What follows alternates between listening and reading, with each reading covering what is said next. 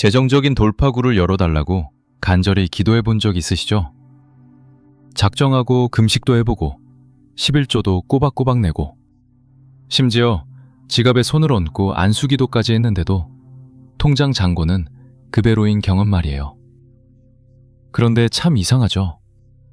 주일 성수는커녕 교회 문턱도 안 밟아본 직장 동료는 이번에 2번째 아파트 청약에 당첨됐다고 자랑을 합니다. 그럴 때면 자리에 덩그러니 앉아 이런 생각이 듭니다.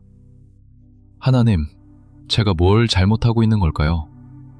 왜 축복이 저만 쏙 피해가는 것 같죠? 오늘 교회에서 아무도 말해주지 않았던 진짜 이야기를 해드릴게요. 사실 하나님은 여러분의 그 기도에 이미 응답하셨습니다.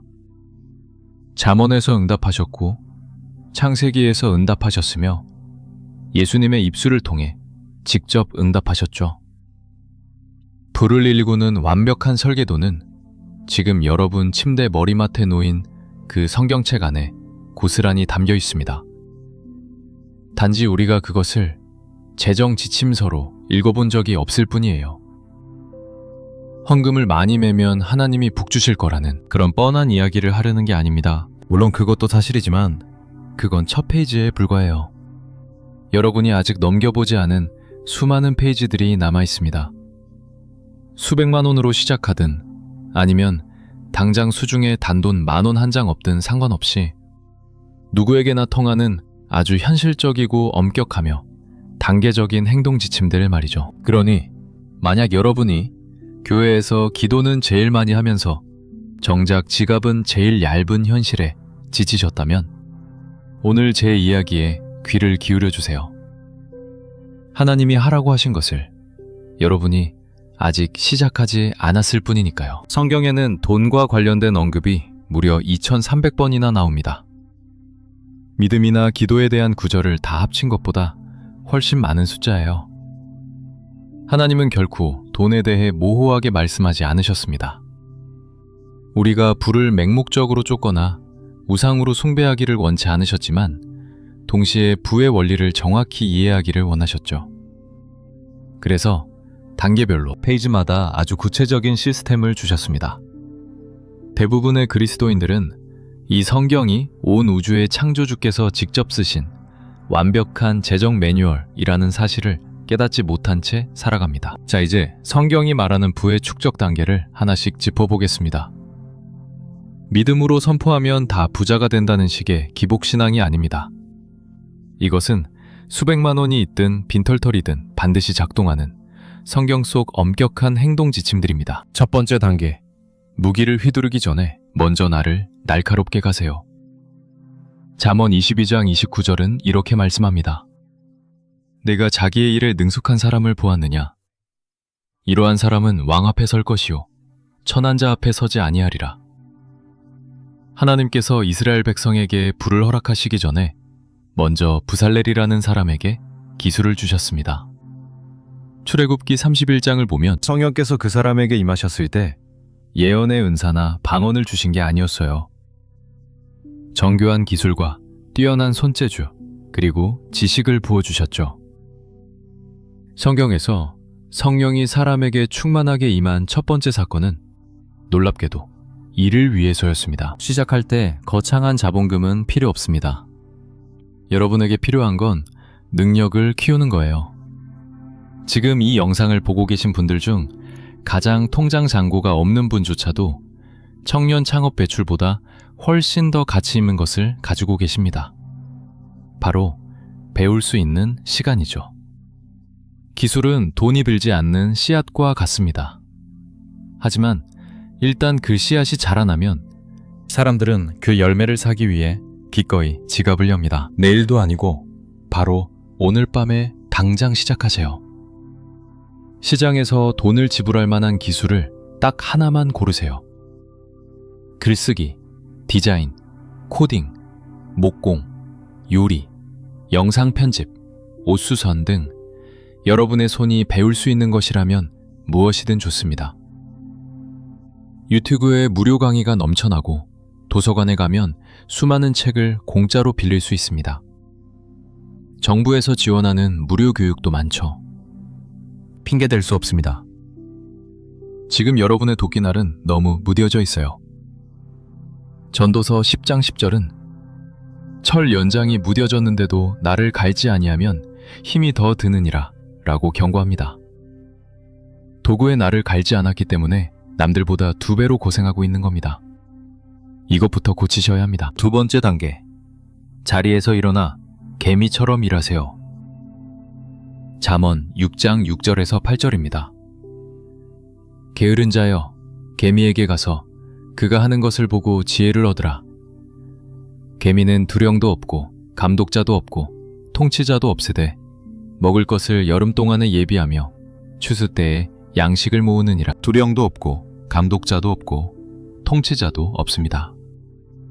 개미는 상사가 지시할 때까지 기다리지 않아요.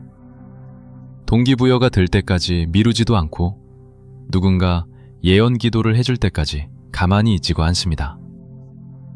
여름이 온 것을 보면 그저 움직입니다. 혹독한 겨울이 다가오고 있다는 것을 본능적으로 알기 때문이죠. 야고보서 2장 26절은 행함이 없는 믿음은 죽은 것이니라 라고 말씀합니다. 연약한 것도 아니고 부족한 것도 아니고 죽은 것입니다. 죽은 믿음으로는 결코 살아 숨쉬는 소득을 만들어낼 수 없어요. 가난한 그리스도인들이 가장 많이 착각하는 것이 바로 이겁니다.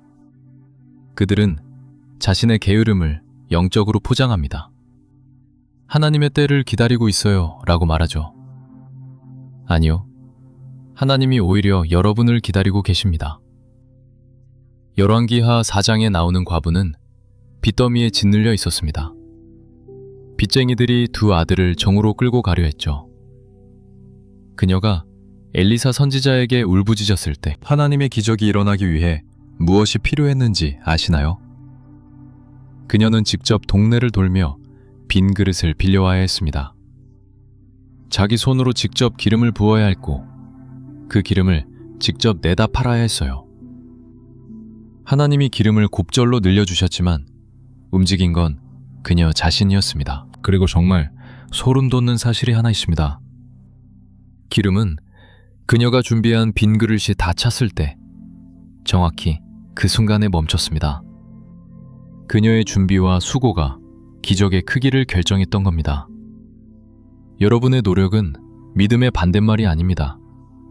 노력이야말로 믿음의 가장 확실한 증거입니다. 세 번째 단계, 망대를 세우기 전에 먼저 비용을 계산하세요. 누가복음 14장 28절에서 30절입니다. 예수님께서 말씀하셨죠.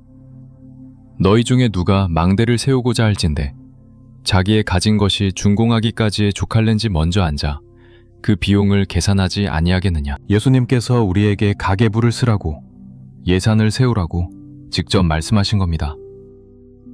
하나님의 아들께서 문자 그대로 자리에 앉아서 계산해라 라고 하셨어요.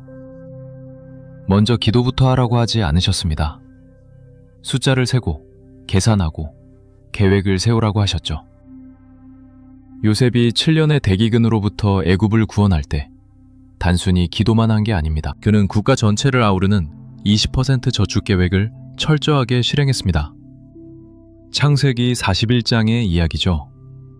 그게 바로 예산이고 재정 전략이며 훈련된 절제입니다. 잠언 21장 5절은 부지런한 자의 경영은 풍부함에 이를 것이나 조급한 자는 궁핍함에 이를 따름이니라 라고 말씀합니다.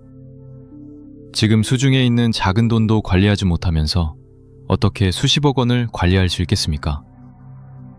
5만 원이 들어왔는데 그 5만 원이 어디로 흔적도 없이 사라졌는지 모른다면 여러분의 문제는 소득이 적은 게 아닙니다. 재정에 대한 인식이 철저히 부족한 겁니다. 오늘부터 딱 30일 동안만 단돈 100원을 쓰더라도 빠짐없이 다 기록해보세요. 전부 다요. 그러면 돈이 줄줄 새고 있는 구멍을 반드시 발견하게 될 겁니다. 그 구멍이 지금 여러분의 피를 말리고 있는 거예요. 네 번째 단계. 빚이 여러분의 미래를 죽이기 전에 먼저 빚을 죽이세요. 잠언 22장 7절입니다. 부자는 가난한 자를 주관하고 빚진 자는 체주의 종이 되느니라. 종이라고 했습니다. 약간 불편한 상태나 조금 제약을 받는 상태가 아닙니다. 노예입니다. 성경은 아주 의도적으로 이 단어를 선택했습니다. 여러분이 짊어진 모든 빚, 모든 마이너스 통장과 신용카드 할부금은 여러분이 섬겨야 할 또 다른 주인입니다. 여러분이 갚아야 할 모든 이자는 사실 누군가에게 빼앗겨버린 여러분의 미래의 한 조각입니다. 남의 부를 불려주기 위해 이자를 내면서 어떻게 내 부를 쌓을 수 있겠습니까? 로마서 13장 8절은 피차 사랑의 빚 외에는 아무에게든지 아무 빚도 지지 말라고 하셨고, 신명기 28장에서는 빚이 없는 상태를 하나님의 축복의 징표로 꼽았습니다. 네가 많은 민족에게 꾸어줄지라도 너는 꾸지 아니할 것이요. 반대로 빚을 지는 것은 저주 중 하나로 기록되어 있죠. 그는 머리가 되고 너는 꼬리가 될 것이야. 자, 여기 아주 실용적인 전투 계획이 있습니다. 모든 빚을 액수가 가장 작은 것부터 가장 큰 것 순으로 쭉 적어보세요. 그리고 가장 작은 빚부터 공격하는 겁니다. 나머지 빚들은 최소 금액만 갚으면서 유지하고 남는 모든 여윳돈을 닥치는 대로 그 가장 작은 빚을 갚는 데 쏟아부으세요. 그 작은 빚이 완전히 사라지면 거기에 붙던 돈을 고스란히 다음으로 작은 빚을 갚는 데 얹어서 갚아나가는 겁니다. 눈덩이처럼 굴리는 거죠. 이건 그저 유명한 재무상담가 데이브 램지의 이론이 아닙니다. 잠언 13장 11절의 말씀이에요. 손으로 모은 것은 늘어가느니라. 조금씩 조금씩 빚 하나하나 사세를 한 가닥 한 가닥씩 끊어내세요. 완전히 자유로워질 때까지요. 만약 지금 빚의 늪에 너무 깊이 빠져 있어서 도저히 빠져나갈 길이 안 보인다면 아까 말씀드린 그 과부를 기억하세요. 그녀도 똑같은 상황이었습니다. 빚쟁이들이 문 앞까지 찾아왔었죠. 그때 하나님이 말씀하셨습니다. 네가 가진 것, 그 작은 기름 한 병에서부터 시작해라. 그녀가 가진 건 그게 전부였지만 그녀가 움직이자 그것은 기적처럼 불어났습니다. 5번째 단계. 조금씩 모으고 그것이 스스로 불어나게 하세요. 잠언 13장 11절입니다. 망령되이 얻은 재물은 줄어가고 손으로 모은 것은 밀어가느니라. 이 구절은 세상의 모든 한탕주의, 30일 만에 원금을 2배로 불려준다는 달콤한 사기극, 투자를 가장한 폰지 사기를 완벽하게 박살내는 말씀입니다. 하나님은 성장의 길이란 작지만 꾸준하고 성실하게 축적해 나가는 것이라고 분명히 말씀하셨습니다. 인생을 바꿀 단 한 번의 엄청난 대박이 아니라 수천 번의 작은 성실함이 모이는 것입니다. 예수님은 마태복음 25장의 달란트 비유를 통해 이 원리를 더 깊이 설명하셨습니다. 주인이 3명의 종에게 돈을 맡겼죠. 첫 번째와 두 번째 종은 그것을 투자해서 2배로 불렸습니다. 하지만 세 번째 종은 돈을 땅에 파묻었습니다. 원금을 잃지 않으려고 아주 안전한 선택을 한 거죠. 그런데 주인은 그를 향해 악하고 게으른 종이라고 꾸짖었습니다. 이 대목을 깊이 묵상해 보세요. 예수님은 그를 조심스럽고 신중하다고 평가하지 않으셨습니다. 주어진 것을 가지고 아무것도 하지 않은 것을 두고 악하다고 하셨습니다. 하나님은 우리가 가진 것을 창고에 쌓아두거나 움켜쥐거나 그저 월급 받아서 생활비로 다 써버리고는 이번 달도 잘 버텼다며 땅에 묻어두기를 원치 않으십니다. 하나님은 배가를 기대하십니다. 여러분의 소득 중 단 5%밖에 저축할 수 없다 해도 일단 저축하세요. 그리고 그것을 투자하세요. 지금 가진 것부터 시작하는 겁니다. 꾸준히 모은 10만 원이 100만 원이 되고 100만 원이 1000만 원이 됩니다. 이건 마법이 아니에요. 인내라는 이름의 수학이며 인내는 성경이 우리에게 요구하는 강력한 명령입니다. 6번째 단계. 당신의 몫을 7가지 우물에 나누어 담으세요. 전도서 11장 2절입니다. 7에게나 8에게 나눠줄지어다. 무슨 재앙이 땅에 임할는지 네가 알지 못함이니라. 하나님은 결코 단 하나의 수입원에만 의존하지 말라고 하셨습니다. 이건 요즘 유행하는 팍팍한 엔잡러 문화나 허슬 문화가 아니에요. 성경의 가르침입니다. 인류 역사상 가장 지혜롭고 부유했던 솔로몬 왕이 여러 곳에 나누어라 라고 조언했습니다. 왜일까요? 매일 무슨 일이 일어날지 아무도 모르기 때문입니다. 다니던 직장을 잃을 수도 있고 경제 상황이 뒤집힐 수도 있으며 몸담고 있는 산업 자체가 무너질 수도 있습니다. 하지만 7곳에 씨앗을 뿌려두었다면 살아남은 밭에서 거둔 열매로 먹고 살 수 있습니다. 잠언 31장에 나오는 지혜로운 여인을 보세요.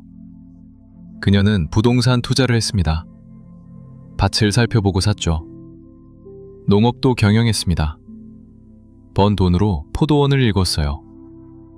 제조업도 손을 댔습니다. 직접 배로 옷을 지었죠. 도매업도 했습니다. 상인들에게 띠를 만들어 팔았습니다. 한 명의 여성이 무려 4가지 사업을 굴렸습니다. 그리고 18절은 자기의 장사하는 것이 이익이 되는 줄을 깨닫고 라고 말합니다. 그녀는 막연히 잘 될 거라고 기도만 한 게 아니라 직접 장부를 보고 숫자를 확인했습니다. 전도서 11장 4절은 말씀합니다. 풍세를 살펴보는 자는 파종하지 못할 것이요 구름만 바라보는 자는 거두지 못하리라. 완벽한 타이밍을 기다리는 짓은 이제 그만두세요. 모든 조건이 완벽하게 갖춰지는 날은 영원히 오지 않습니다. 경제는 늘 불안정해 보일 거고 타이밍은 항상 안 맞아 보일 겁니다. 그러니 핑계대지 말고 그냥 부업을 시작하세요. 서비스를 제공하고 아까 첫 번째 단계에서 갈고 닦은 그 기술을 내다 파세요. 지금 당장 돈 한 푼 없이도 할 수 있는 일들이 널려 있습니다. 크몽이나 숨고 같은 플랫폼에서 프리랜서로 일할 수도 있고 동네에서 중고 물건을 떼다 팔 수도 있습니다. 집집마다 다니며 과외를 하거나 청소 대행을 할 수도 있죠. 동네 작은 가게들의 SNS 계정을 대신 관리해주는 일도 있습니다. 사장님들은 그런 도움에 목말라 있거든요. 연세가 조금 있으시다면 그동안 쌓아온 경험과 연륜이 곧 훌륭한 상품이 됩니다. 컨설팅이나 멘토링을 해보세요. 젊은 분들이라면 넘치는 에너지와 디지털 활용 능력이 최고의 무기입니다. 콘텐츠 기획, 영상 편집, 디자인, 비대면 업무 지원 같은 것들이죠. 성경은 작은 시작을 절대 멸시하지 않습니다. 스가랴 4장 10절을 보세요. 작은 일의 날이라고 멸시하는 자가 누구냐? 이 모든 일들은 은행 대출이 전혀 필요 없습니다. 오직 첫 번째와 두 번째 단계, 즉 기술과 실행력만 있으면 됩니다. 7번째 단계, 재정의 성벽을 굳건히 지키세요. 그렇지 않으면 쌓아 올린 모든 것을 잃게 됩니다. 잠언 25장 28절입니다. 자기의 마음을 제어하지 아니하는 자는 성읍이 무너지고 성벽이 없는 것과 같으니라. 이 단계가 바로 돈을 많이 벌면서도 평생 쪼들려 사는 사람과 평범한 월급을 받으면서도 큰 부를 일구는 사람을 갈라놓는 결정적인 기준입니다. 절제. 그것은 여러분의 돈을 지켜주는 견고한 성벽입니다. 이 성벽이 없으면 여러분이 피땀 흘려 번 돈은 충동구매, 욜로족 같은 라이프스타일 인플레이션, 스트레스성 소비, 그리고 남들에게 축복받은 척, 잘 사는 척 보이고 싶은 허영심의 틈바구니로 다 새어나가 버립니다. 잠언 21장 17절은 연락을 좋아하는 자는 가난하게 되고 술과 기름을 좋아하는 자는 부하게 되지 못하느니라고 경고합니다. 고대 사회에서 술과 기름은 최고급 럭셔리 브랜드였습니다. 오늘날로 치면 백화점 명품백, 매번 바꾸는 최신형 스마트폰, 안 보는데도 매달 결제되는 넷플릭스 구독료, 기분 낸다고 가는 비싼 오마카세 같은 것들이죠. 이런 작고 달콤한 사치들이 모여 돌이킬 수 없는 거대한 구멍을 만듭니다. 갈라디아서 5장은 이 절제를 성령의 열매 중 하나로 꼽습니다. 절제는 단순한 재정관리 팁이 아니라 치열한 영적 전투입니다. 굳이 필요 없는 물건을 향해 아니오라고 단호하게 말할 때마다 여러분은 하나님께서 예비하신 풍성한 미래를 향해 네, 기대합니다 라고 고백하는 것과 같습니다. 8번째 단계, 지혜로운 자들과 동행하고 어리석은 자들의 조언은 끊어내세요. 잠언 13장 20절입니다. 지혜로운 자와 동행하면 지혜를 얻고 미련한 자와 사귀면 해를 받느니라. 여러분이 곁에 둔 사람들의 수준이 곧 여러분 재정의 한계선입니다.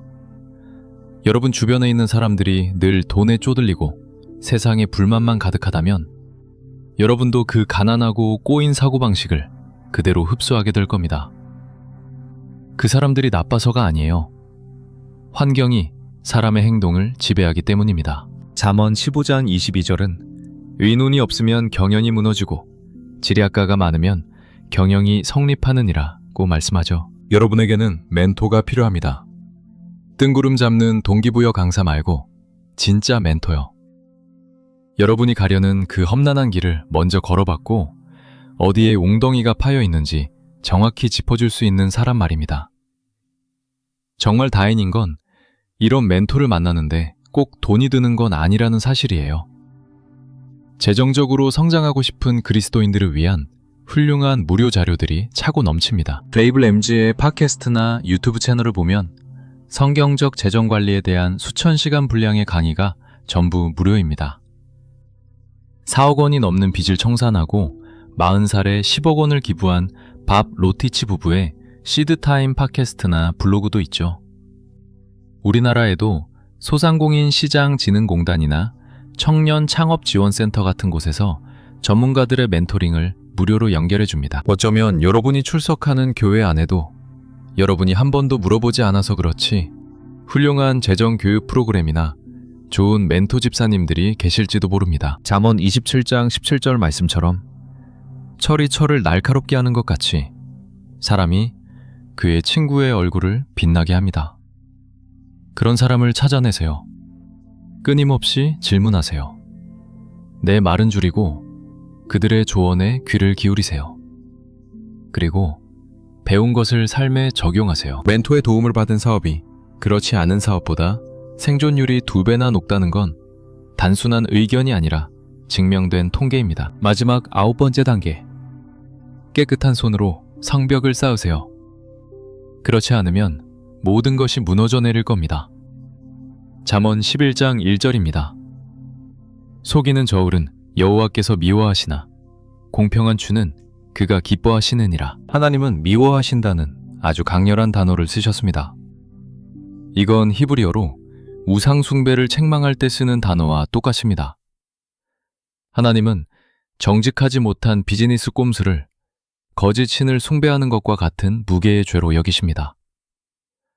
만약 여러분의 부의 전략이 편법을 쓰고 고객을 속이고 남의 뒤통수를 치거나 다른 사람의 무지를 이용해 돈을 버는 것이라면 여러분은 지금 집을 짓고 있는 게 아닙니다.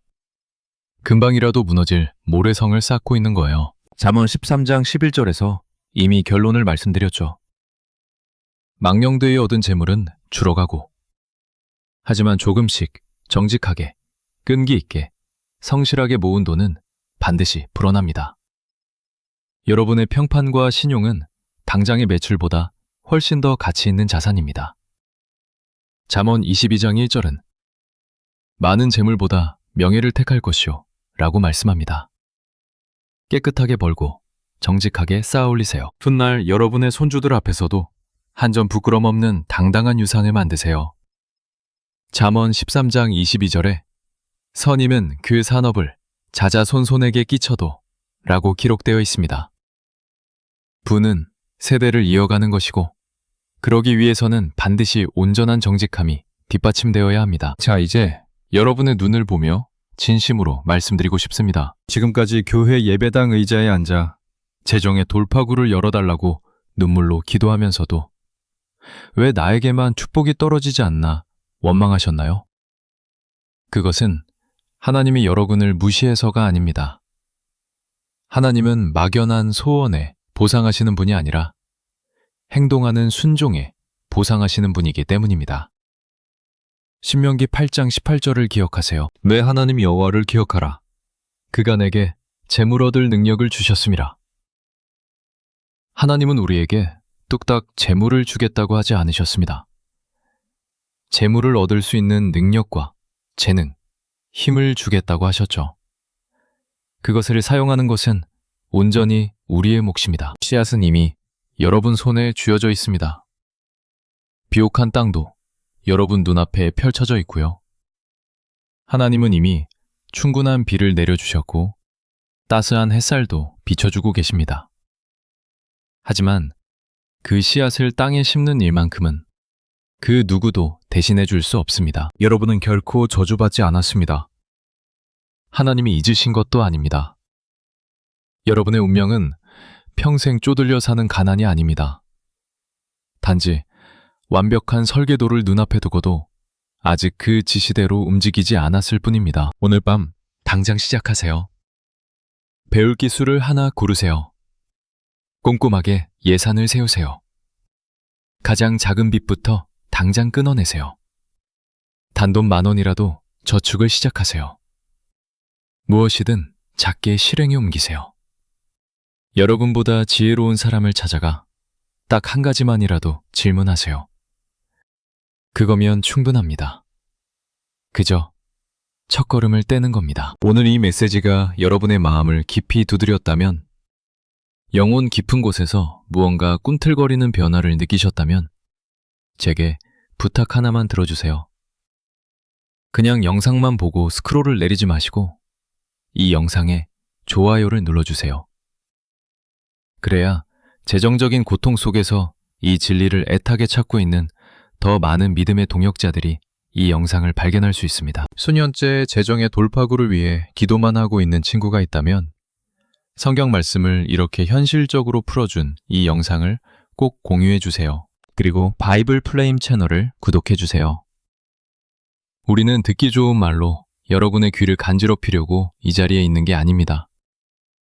여러분을 진짜 자유롭게 할 날, 선 진리와 그 진리 위를 당당하게 걸어갈 수 있는 실질적인 도구를 쥐어드리기 위해 존재합니다. 불을 향한 완벽한 설계도는 단 한 번도 숨겨진 적이 없었습니다. 여러분이 아직 그 페이지를 펼치지 않았을 뿐입니다. 자, 이제 그 페이지를 넘기십시오.